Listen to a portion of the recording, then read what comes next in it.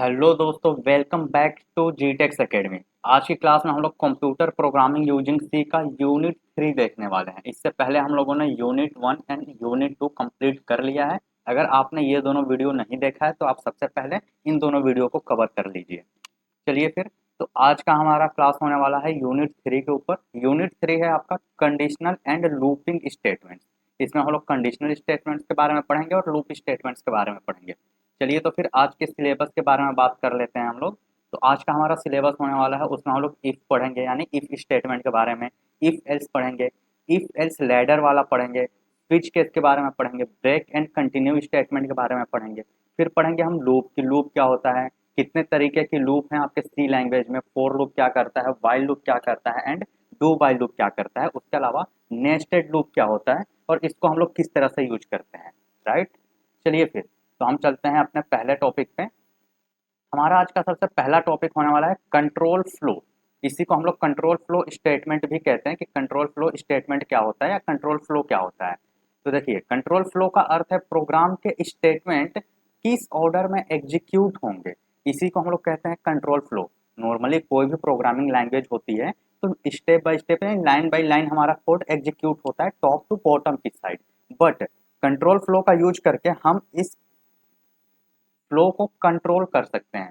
Normally code ऊपर से नीचे की तरफ एग्जीक्यूट होता है, लेकिन कंडीशन और लूप की सहायता से, कंडीशन और लूप का यूज करके हम प्रोग्राम के एग्जीक्यूशन फ्लो को कंट्रोल कर सकते हैं। इसी वजह से इसे हम लोग कहते हैं कंट्रोल फ्लो स्टेटमेंट, क्योंकि ये हमें कंट्रोल करने देता है प्रोग्राम के एग्जीक्यूशन को।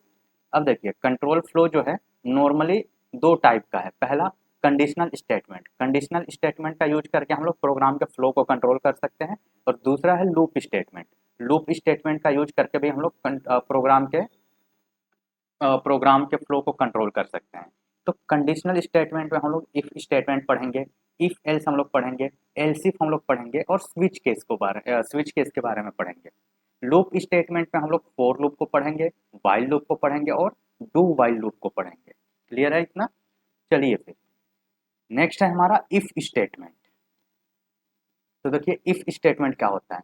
इफ स्टेटमेंट का यूज किसी कंडीशन को चेक करने के लिए करते हैं। यदि कंडीशन ट्रू होती है तो इफ ब्लॉक वाला कोड चलता है, और कंडीशन अगर गलत होती है तो इसमें तो हम लोग एल्स लिखते नहीं है, तो एल्स का कोड रहेगा ही नहीं। तो इफ स्टेटमेंट में सिर्फ और सिर्फ इफ होता है, और जैसे ही कंडीशन ट्रू होती है तो इफ वाला कोड चल जाता है, और अगर कंडीशन ट्रू नहीं होती है तो कुछ नहीं होता है। तो इफ स्टेटमेंट आप कह सकते हो कि ये सिंगल आता है, ठीक है, और ये सिर्फ इफ के साथ आता है। अगर कंडीशन ट्रू हुई तो इफ वाला कोड चलेगा, अदरवाइज इफ वाला कोड नहीं चलेगा। और इसका काम क्या है? कंडीशन चेक करना। उसके बाद आता है इसी का upgraded version, if else statement. If else statement का यूज तब होता है जब हमारे पास दो कंडीशन होती हैं, यानी कंडीशन ट्रू होने पे क्या करवाना है और कंडीशन फॉल्स होने पे क्या करवाना है। ये दोनों कंडीशन अगर हमें पता हो तो हम इफ एल्स यूज करते हैं। तो जब कंडीशन ट्रू होगी तो इफ वाला कोड चलेगा, और कंडीशन फॉल्स होगी तो एल्स वाला कोड चलेगा। अब आप यहाँ राइट साइड में देख सकते हो, आपके सामने एक प्रोग्राम लिखा गया है। इसमें एक नंबर लिया गया है, इंट नंबर, यानी हमने एक वेरिएबल बनाया नंबर। फिर हमने एक मैसेज प्रिंट किया और यूजर से हमने इनपुट ले लिया नंबर को, यानी यूजर आया और उसने नंबर एंटर किया।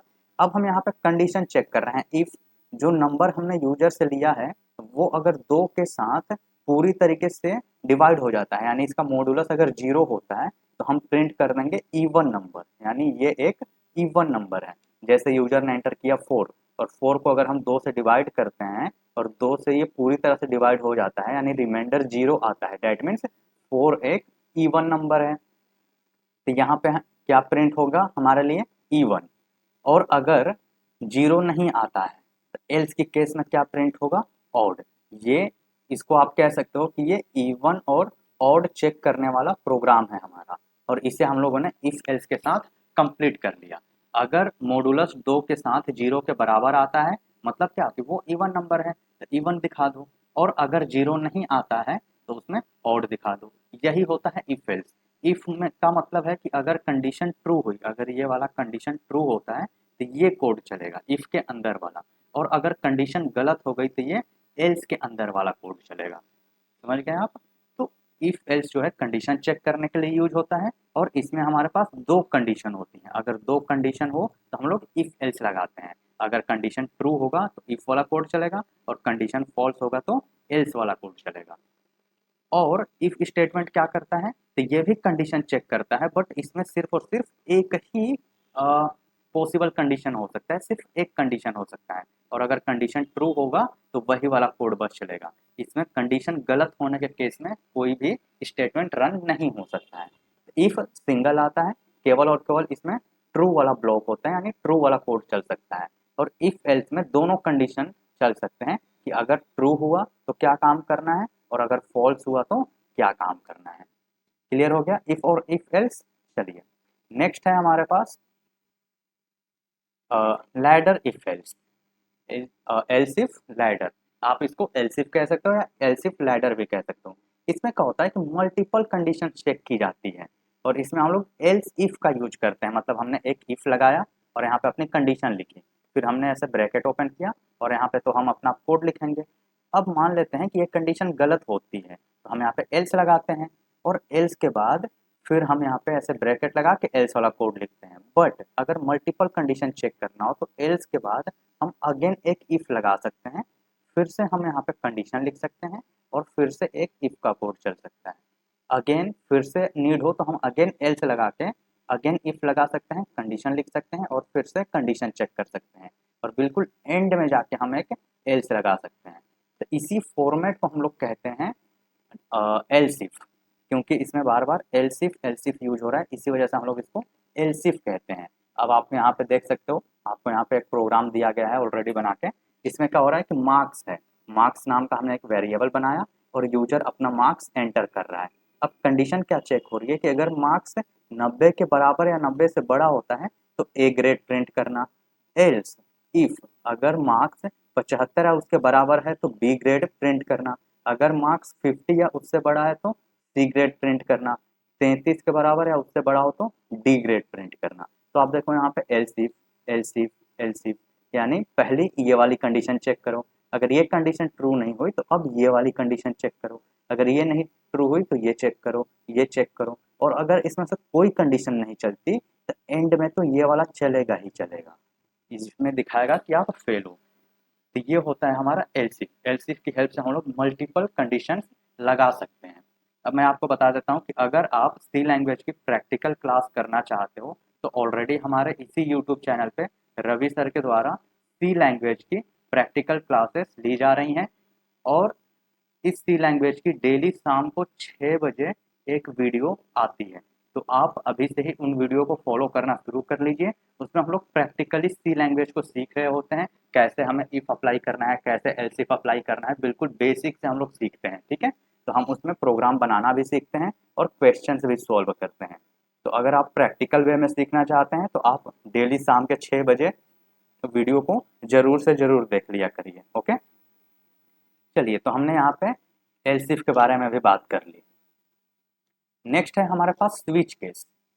स्विच केस क्या होता है, तो देखो स्विच केस एक कंट्रोल फ्लो स्टेटमेंट है। इसका यूज मल्टीपल कंडीशन या मल्टीपल पॉसिबल वैल्यू में से एक कंडीशन के बेसिस पे कोड को एग्जीक्यूट किया जाता है। इसमें एक ही वेरिएबल या एक्सप्रेशन की वैल्यू को अलग अलग वैल्यू से कंपेयर किया जाता है, तब स्विच स्टेटमेंट का यूज होता है। अब देखो स्विच स्टेटमेंट का यूज इफ एल्सिफ के अल्टरनेटिव के रूप में भी किया जाता है, जो अभी हमने यहाँ पे पढ़ा है एल्सिफ, जिसमें हमें यहाँ पे देखो बार बार एल्सिफ लिखना पड़ रहा था, राइट। उसी का एक अपग्रेडेड वर्जन आप कह सकते हो स्विच केस है। इसमें आपको बार बार एल्सिफ एल्सिफ लिखने की नीड नहीं है, यानी बहुत ज़्यादा आपको लैडर बनाने की ज़रूरत नहीं है, क्योंकि स्विच केस उसी का अल्टरनेट है। चलिए तो अब हम इसके प्रोग्राम को यहाँ समझते हैं कि हम स्विच केस में कैसे काम करते हैं। देखिए मैंने यहाँ पे एक वेरिएबल बना लिया डे, और यूजर से यहाँ से डे मैंने एंटर करा लिया, ठीक है। अब मैंने लगाया स्विच, मैं लिखूंगा स्विच, और डे जो यूजर ने एंटर किया है उसे मैं यहाँ पे पास कर दूंगा। अब मैं यहाँ पे मल्टीपल केसेस बना सकता हूँ। अगर डे की वैल्यू 1 है तो मंडे प्रिंट कर देना, फिर कोड ब्रेक।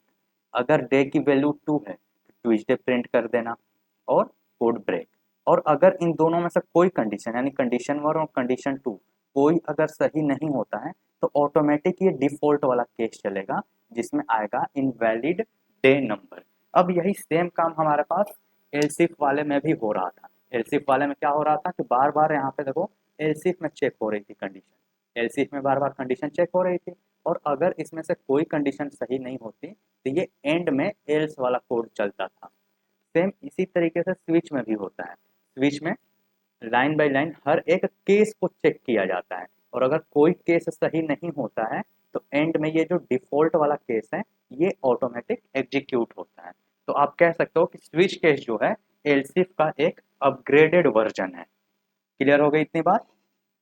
चलिए अब स्विच केस में ना कुछ टर्म्स हैं जिससे आप ध्यान रखेंगे, क्योंकि आपसे एग्जाम में या प्रैक्टिकल वे में आपको ये पता होनी चाहिए कि क्या क्या है। देखो स्विच केस में हम लोग स्विच लिखते हैं, ठीक, ये तो कीवर्ड है, सिंपल सी बात है। उसके बाद हम केसेस लिखते हैं, केसेस के बाद जो ये नंबर आता है ये होती है वैल्यू जिससे चेक होता है, यानी यही वैल्यू मैच की जाती है आपके यहाँ पास किए गए वेरिएबल से, उसको मैच करके फिर देखा जाता है कि कौन सी कंडीशन सही हो रही है।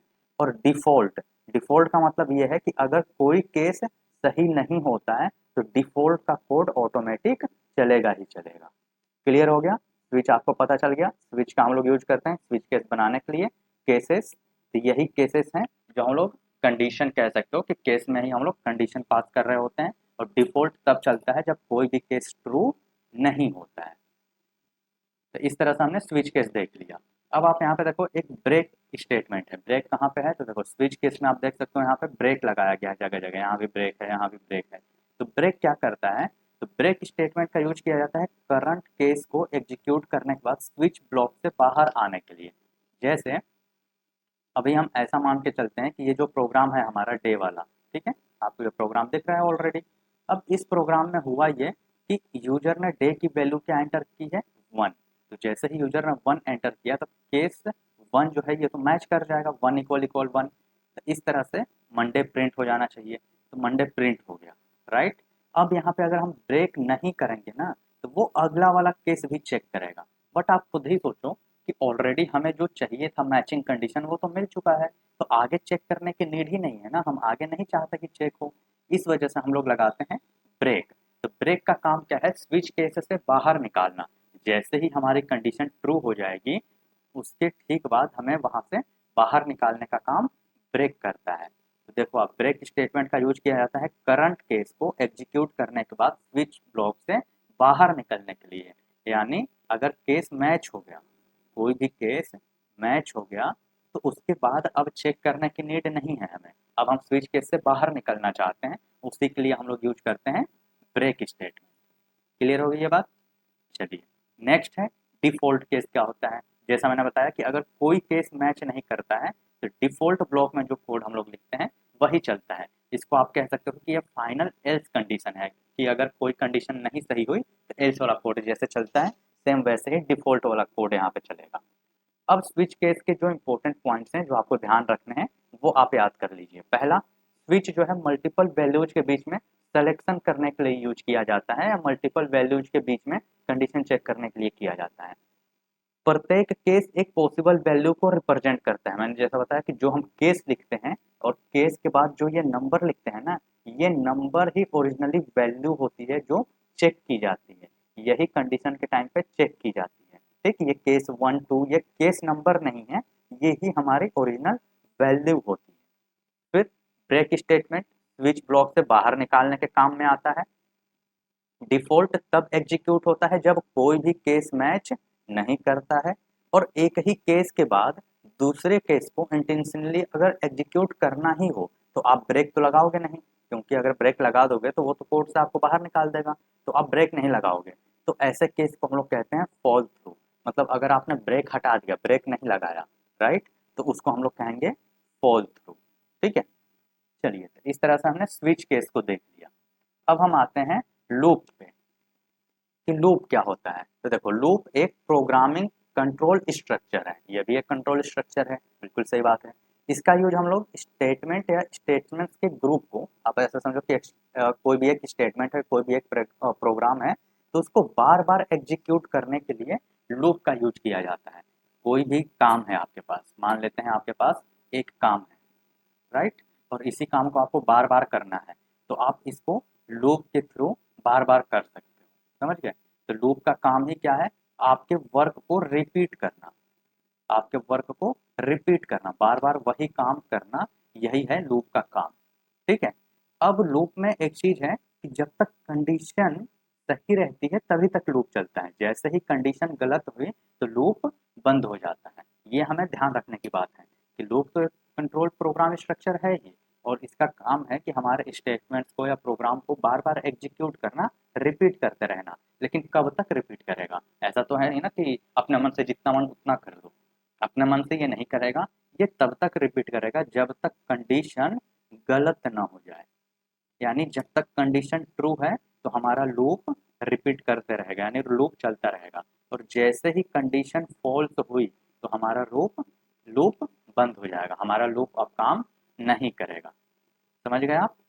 चलिए अब हम बात करते हैं कि एक लूप में क्या क्या मेन पार्ट्स होते हैं। तो देखो, मेन पार्ट्स ऑफ लूप, एक लूप के क्या क्या मेन पार्ट हैं, इस पे अब हम बात करते हैं। तो एक लूप में सबसे पहला काम होता है इनिशियलाइजेशन का, शुरुआत में वेरिएबल की वैल्यू सेट करना। जब भी हम एक लूप बनाते हैं तो उस लूप के अंदर हमें एक वेरिएबल डिक्लेयर करना होता है, उसी को हम लोग कहते हैं इनिशियलाइजेशन, यानी पहली वेरिएबल को क्रिएट करना ही इनिशियलाइजेशन है। उसके बाद आता है कंडीशन। मैंने जैसा बताया कि लूप तभी तक चलेगा जब तक कंडीशन सही हो, तो हमें एक कंडीशन भी डिफाइन करनी होती है, और यही कंडीशन चेक करते करते पता लगता है कि कंडीशन अगर सही है तो लूप को रन करो, और जैसे ही कंडीशन गलत हो जाए तो लूप को बंद कर दो। उसके बाद आता है अपडेट। जो हमने यहाँ पे ये वेरिएबल डिफाइन किया है, इनिशियलाइज किया है, उसी को हम लोग हर बार अपडेट करते हैं, यानी हर एक आइटरेशन के बाद, आइटरेशन का मतलब है एक बार लूप चला तो उसको हम लोग कहते हैं वन आइटरेशन। तो जितनी बार लूप चलेगा उसके बाद ये जो वेरिएबल हमने डिफाइन किया था इसकी वैल्यू को हम लोग अपडेट करते हैं हर बार। ठीक है।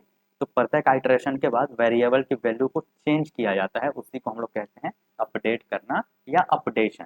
तो आप कह सकते हो कि एक लूप में तीन मेजर पार्ट हैं। पहला, वेरिएबल को डिफाइन करना, वेरिएबल डिफाइन या डिक्लेयर करना। दूसरा, कंडीशन लगाना, कंडीशन लगाना जो हमें यह बताएगा कि लूप कब एंड होगा। ठीक है। और तीसरा, अपडेशन, वेरिएबल को अपडेट करते रहना। अब जब भी मैं अपनी ऑफलाइन क्लास में पढ़ाता हूँ ना, तो इन्हीं वर्ड्स को थोड़ा सा मैं चेंज कर देता हूँ। आप देखो, ऑफलाइन क्लास में यही सेम चीज़ मैं कैसे बताता हूँ, यानी प्रैक्टिकल वाली क्लासेस जब हम लोग करते हैं तो उसमें मैं बताता हूँ कि हमारा एक लूप में तीन चीज़ें होती हैं। सबसे पहला होता है स्टार्टिंग पॉइंट, लूप कहाँ से शुरू होगा ये। उसके बाद दूसरा होता है एंडिंग पॉइंट, कि लूप कहाँ पे जाके खत्म होगा। और तीसरा होता है अपडेशन या अपडेट। स्टार्टिंग पॉइंट का मतलब क्या है, यानी हमने जो वेरिएबल बनाया है वही है हमारा स्टार्टिंग पॉइंट, कि यहाँ से लूप शुरू होगा।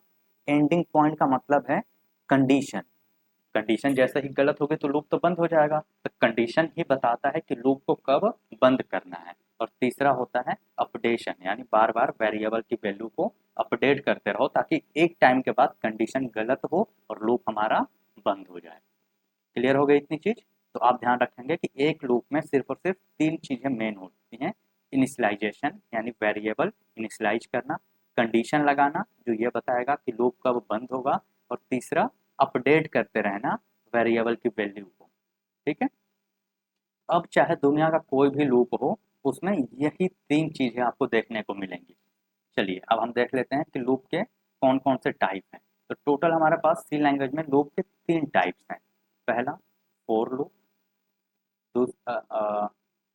पहला फोर लूप, दूसरा वाइल लूप, और तीसरा डू वाइल लूप। टोटल तीन लूप हैं हमारे पास, for loop, while loop, do while loop. अब हम इन तीनों लूप को वन बाय वन करके डिटेल में समझते हैं। ठीक है। चलिए तो शुरू करते हैं फोर लूप के साथ। तो फोर लूप क्या होता है, तो देखो, फोर लूप किसी कोड को फिक्स नंबर ऑफ टाइम के लिए एग्जीक्यूट करने के काम में लिया जाता है। मतलब फोर लूप हम वहां पे लगाते हैं जहां हमें पता हो कि कितनी बार कोड चलेगा। तो फोर लूप जब भी लगता है तो हमें तीन चीजें क्लियर होती हैं। पहला, लूप कहाँ से स्टार्ट होगा। दूसरा, लूप की एंडिंग पॉइंट क्या होगी। और तीसरा, कंडीशन तो सिंपल, सॉरी, अपडेशन तो हमें लगाना ही लगाना है, यानी अपडेशन। मैंने पहले ही बताया कि एक लूप में तीन ही चीज होती हैं। पहला, वेरिएबल डिफाइन करना यानी स्टार्टिंग पॉइंट। दूसरा कंडीशन लगाना यानी एंडिंग पॉइंट, और तीसरा वैल्यू को अपडेट करते रहना। तो फोर लूप में ये तीनों काम एक ही लाइन में हो जाता है। देखो यहाँ पे आपको एक एग्जांपल दिख रहा है फोर लूप का, तो यहाँ पे आप देखो, यहाँ पे मैंने लिखा फोर, ब्रैकेट लगाई स्मॉल ब्रैकेट, और ब्रैकेट के अंदर मैंने लिखा i इक्वल टू 1। अब यहाँ पे देखो मैंने ऑलरेडी ये वेरिएबल बनाई थी और उसकी वैल्यू दे दी, तो ये हो गया हमारे लूप का स्टार्टिंग पॉइंट या वेरिएबल डिक्लेरेशन, वेरिएबल डिफाइन करना ये हो गया, जहाँ पे ये पता चल रहा है कि i की वैल्यू 1 है, मतलब लूप 1 के साथ शुरू होगा, एक से शुरू होगा। दूसरा है कंडीशन आई लेस देन और इक्वल टू 10, तो जैसे ही आई की वैल्यू 10 से छोटी रहे, हाँ लेस देन है मतलब 10 से जब तक छोटी रहेगी और 10 के बराबर रहेगी तभी तक लूप चलेगा। जैसे ही आई की वैल्यू 11 होगी तो लूप हमारा बंद हो जाएगा, यानी एंडिंग पॉइंट क्या है हमारा 10, तो ये हो गया हमारा एंडिंग पॉइंट। और तीसरा है अपडेशन, ये है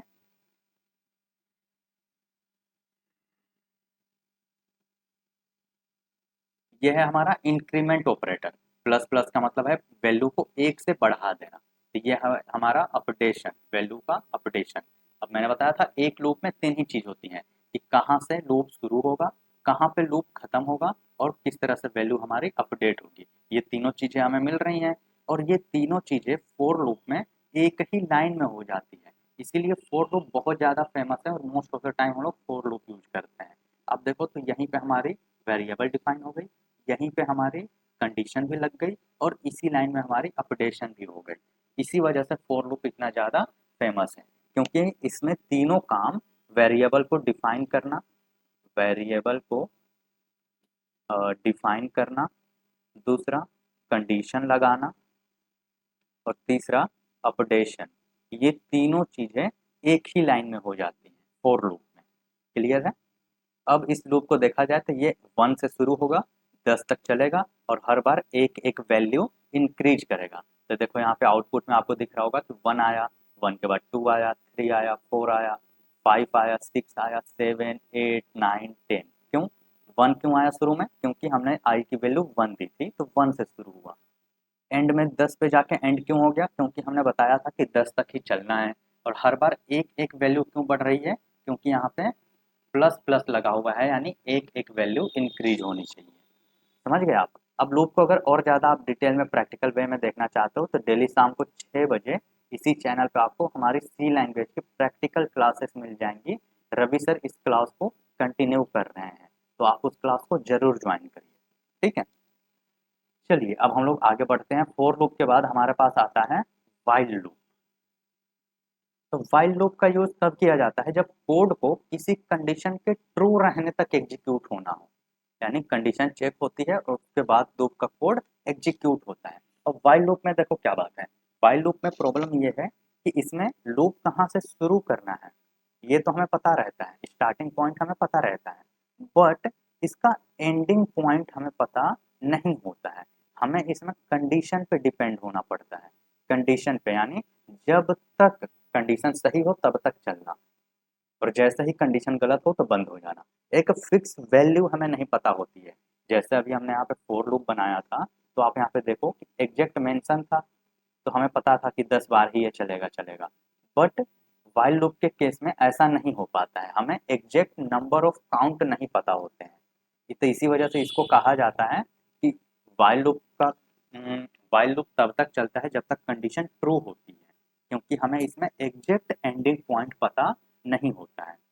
और तब तीसरे में हमारा अपडेशन चल रहा होता है। अब देखो यहाँ पे ये है हमारा वाइल लूप का सिंटैक्स। इसमें क्या है कि हमने सबसे पहले एक वेरिएबल डिफाइन किया है, तो इसमें सबसे पहले हमारा वेरिएबल डिफाइन हो जाता है। ठीक है, उसके बाद लगती है हमारी कंडीशन, वाइल लिखने के बाद यहाँ पे हमारी लगी कंडीशन, और एंड में बिल्कुल जाके यहाँ पे हो रहा होता है हमारा अपडेशन। तो ये लिखने का तरीका अलग है, इसमें भी तीनों ही काम हो रहे हैं। क्या क्या? पहला काम था वेरिएबल डिफाइन करना, हो ही रहा है। दूसरा काम था कंडीशन लगाना, वो भी हो रहा है। और तीसरा काम था अपडेट करना, वो भी हो रहा है। यानी एक लूप में तीन काम होने चाहिए, और तीनों ही काम वाइल लूप में हो रहा है, बशर्ते अलग अलग जगह पे हो रहा है। फोर लूप में ये तीनों काम देखो एक ही लाइन में होता है, एक ही लाइन में। इसी लाइन में तीनों काम हो जाता है, वेरिएबल डिफाइन करना, कंडीशन चेक करना और अपडेट करना। बट वाइल लूप में ये थोड़ा सा डिफरेंट हो जाता है। वाइल लूप में सबसे ऊपर हमारा वेरिएबल डिफाइन होता है, फिर वाइल लिखने के बाद हम यहाँ पे अपनी कंडीशन लगाते हैं और एंड में यहाँ पे हम अपनी इंक्रीमेंट या डिक्रीमेंट कर रहे होते हैं, यानी अपने वेरिएबल को अपडेट कर रहे होते हैं। अब इस तरह से देखा जाए तो इस वाइल लूप में आई की वैल्यू है 1, यानी 1 से लूप शुरू होगा। कब तक चलेगा? तो जब तक आई लेस देन और इक्वल टू 5 ना हो जाए तब तक ये चलेगा, और हर बार आई की वैल्यू एक एक बढ़ जाएगी। तो इस तरह से हमें 1 2 3 4 और 5 मिल रहा है। 1 से शुरू हुआ क्योंकि आई की वैल्यू 1 थी, 5 पे जाके बंद हो गया क्योंकि यहाँ पे आके कंडीशन चेक हो जाती है कि हाँ जैसे ही वैल्यू 6 होगी तो अब लूप नहीं चलेगा। तो इस तरह से कंडीशन गलत होते ही लूप बंद हो गई हमारी, और हर बार एक एक वैल्यू बढ़ रहा है क्योंकि इंक्रीमेंट ऑपरेटर लगा हुआ है। समझ गए आप? चलिए अब हम नेक्स्ट लूप पे चलते हैं। नेक्स्ट है हमारा डू वाइल लूप। तो डू वाइल लूप में सबसे पहले कोड एग्जीक्यूट होता है और उसके बाद कंडीशन चेक होती है। अब ये एक लाइन आपको याद रखनी है। वाइल लूप में क्या था? तो देखो, वाइल लूप में कोड को कंडीशन के ट्रू होने तक एग्जीक्यूट होना होता है। पहले कंडीशन चेक होती है और उसके बाद लूप का कोड एग्जीक्यूट होता है। ध्यान देना, वाइल लूप में क्या होता है, पहले कंडीशन चेक होती है और तब कोड एग्जीक्यूट होता है। बट डू वाइल लूप में पहले कोड ही चलता है और उसके बाद कंडीशन चेक होती है। यही सबसे इंपॉर्टेंट लाइन है। डू वाइल लूप में सबसे पहले कोड चलेगा और उसके बाद कंडीशन चेक होगा। अब यही रीजन है कि डू वाइल लूप का कोड कम से कम एक बार तो जरूर चलेगा, चाहे कंडीशन शुरू में ही गलत क्यों ना हो। अगर कंडीशन गलत हो जाए शुरू में ही बिल्कुल, तो भी एक बार तो लूप जरूर चलेगा डू वाइल का। क्यों? क्योंकि ये पहले कोड को रन करता है, उसके बाद कंडीशन चेक करता है। अब इसको ध्यान से समझते हैं।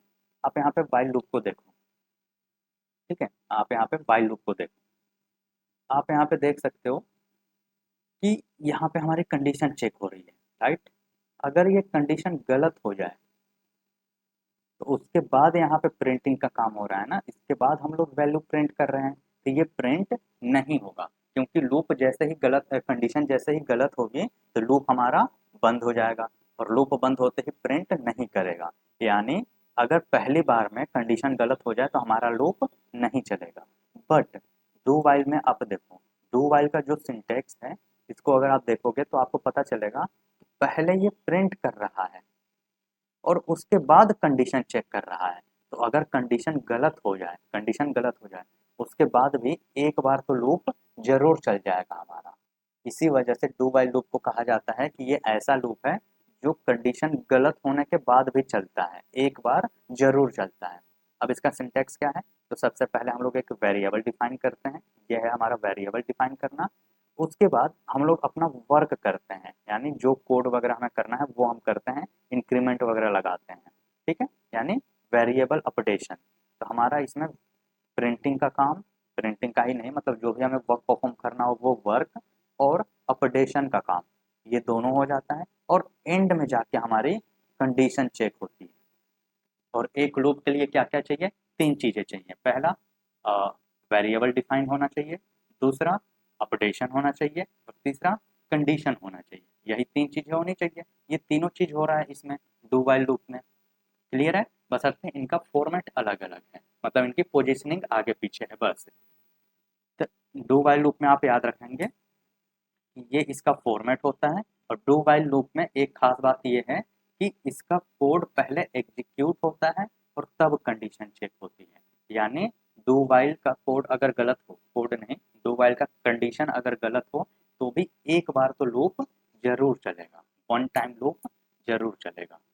ठीक है, चलिए अब हम लोग देखते हैं कि फोर लूप, वाइल लूप और डू वाइल लूप में क्या डिफरेंस है।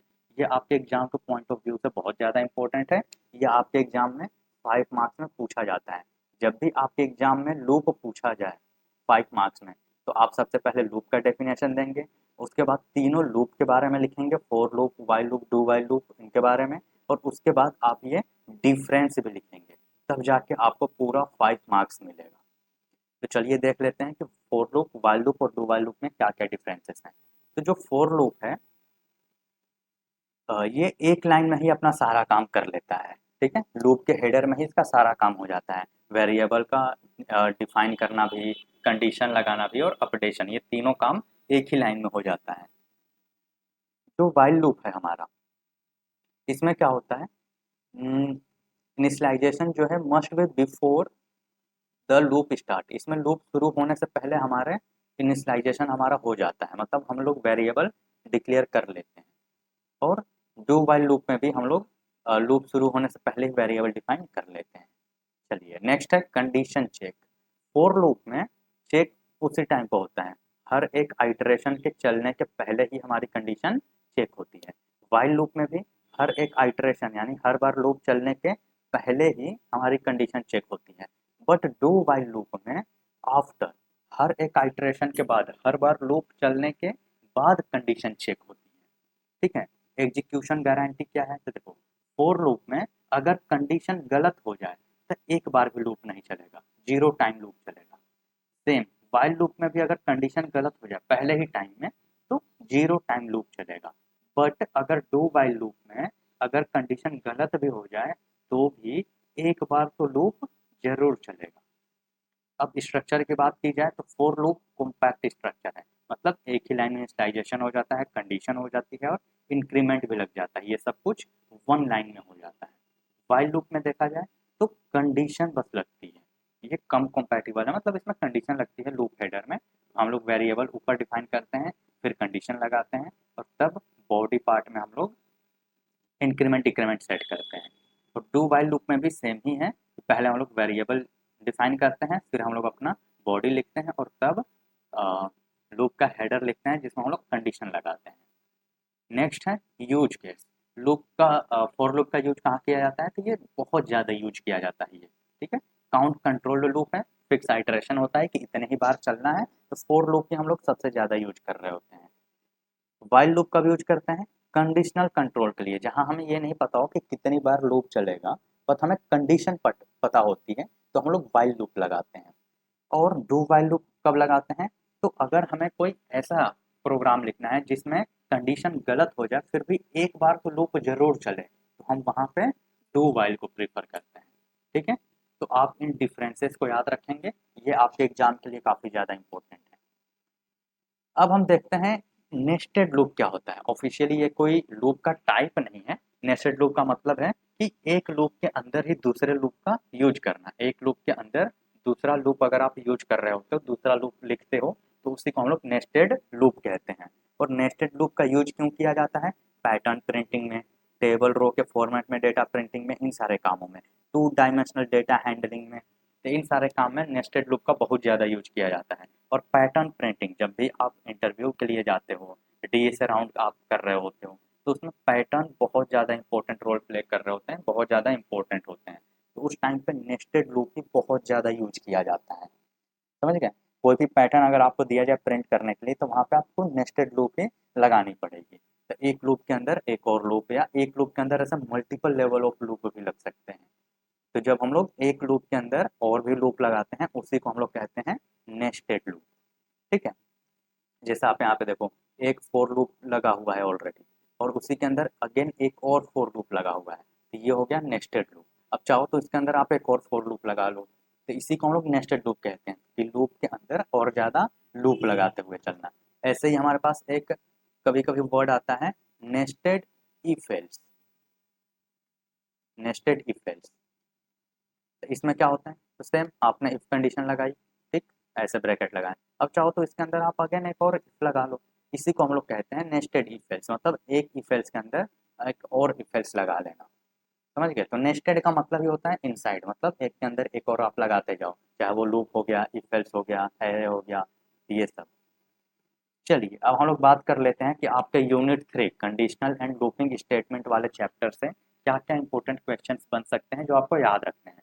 तो पहला जो इम्पोर्टेंट क्वेश्चन है वो है फोर लूप, वाइल लूप और डू वाइल लूप को एक्सप्लेन करो और इनके बीच में डिफरेंस बताओ, ये आपको याद रखने हैं। उसके बाद if statement, if else statement और एल्स इफ स्टेटमेंट क्या होता है और इनके सिंटेक्स क्या होते हैं, इनके एग्जाम्पल क्या हैं, तो आपको ये ध्यान रखना है। वही लेडर इफ एल्स और स्विच केस, आपको ये भी ध्यान रखना है। ब्रेक और कंटिन्यू ये स्विच केस में आते हैं, तो आपको ये ध्यान रखना है। फिर आपसे नेस्टेड लूप पूछा जा सकता है, रेयर चांस है, नेस्टेड लूप बहुत ज़्यादा वैसे पूछा नहीं जाता है, बट आप ध्यान रखेंगे कि नेस्टेड लूप क्या होता है, नेस्टेड इफ एल्स क्या होता है। ठीक है, ये 5 क्वेश्चंस आपके लिए इंपॉर्टेंट है आपके एग्जाम के पॉइंट ऑफ व्यू।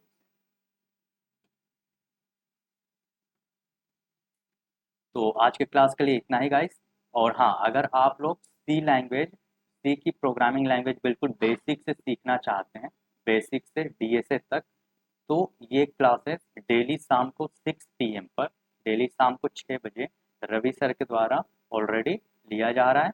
तो आपको डेली शाम के 6 बजे ये क्लास जरूर ज्वाइन करनी है, जिसमें आपको सी लैंग्वेज बिल्कुल बेसिक से सिखाया जा रहा है। आप इसमें कोड लिखना सीखोगे, सी में कैसे कोड किया जाता है, कैसे क्वेश्चन सॉल्व किए जाते हैं। ठीक है, ये सारी चीज़ें आप सीखोगे, साथ ही आपको प्रैक्टिस क्वेश्चन भी दिया जाएगा, इसका नोट्स भी प्रोवाइड किया जाएगा। तो मेक श्योर करो आप कि डेली शाम के 6 बजे आप ये क्लास जरूर ज्वाइन करिए। अगर आपने यहाँ तक वीडियो देख लिया है, तो अब आपको 2 काम करने हैं। सबसे पहला काम करना है कि आपको हमारे इस यूट्यूब चैनल को सब्सक्राइब कर लेना है। इससे क्या होगा कि इस कोर्स से रिलेटेड जैसे ही वीडियोज अपलोड होना शुरू होंगी, तो आपको नोटिफिकेशन मिल जाएगा, जिससे आप उस वीडियोज को सबसे पहले देख सकते हो और आप अपना नोट्स प्रिपेयर कर सकते हो, आप अपनी लर्निंग को बढ़ा सकते हो। दूसरा काम आपको क्या करना है कि इसी वीडियो के डिस्क्रिप्शन में आपको हमारे व्हाट्सएप चैनल का लिंक मिल जाएगा, व्हाट्सएप चैनल का लिंक मिल जाएगा, या तो फिर आप इस क्यूआर को स्कैन करके भी हमारे व्हाट्सएप चैनल से जुड़ सकते हैं। उसी व्हाट्सएप चैनल में आपको नोट्स दिए जाएंगे, जो भी मैं कोर्स आपको पढ़ा रहूँगा, जो भी मैं पीडीएफ से आपको पढ़ा रहूँगा, वो पूरा का पूरा पीडीएफ इसी व्हाट्सएप चैनल में शेयर कर दिया जाएगा, जिसे आप इजिली डाउनलोड कर सकते हो, उसे अपने फ्रेंड्स के साथ शेयर कर सकते हो, और इवन आप अपने एग्जाम टाइम में उसे यूज कर सकते हो। ये नोट्स हिंदी और इंग्लिश दोनों लैंग्वेजेस में रहने वाली है, बाईलैंगुअल रहने वाला है। तो आज के क्लास के लिए इतना ही गाइस, मिलते हैं अगले क्लास में। Thank you so much.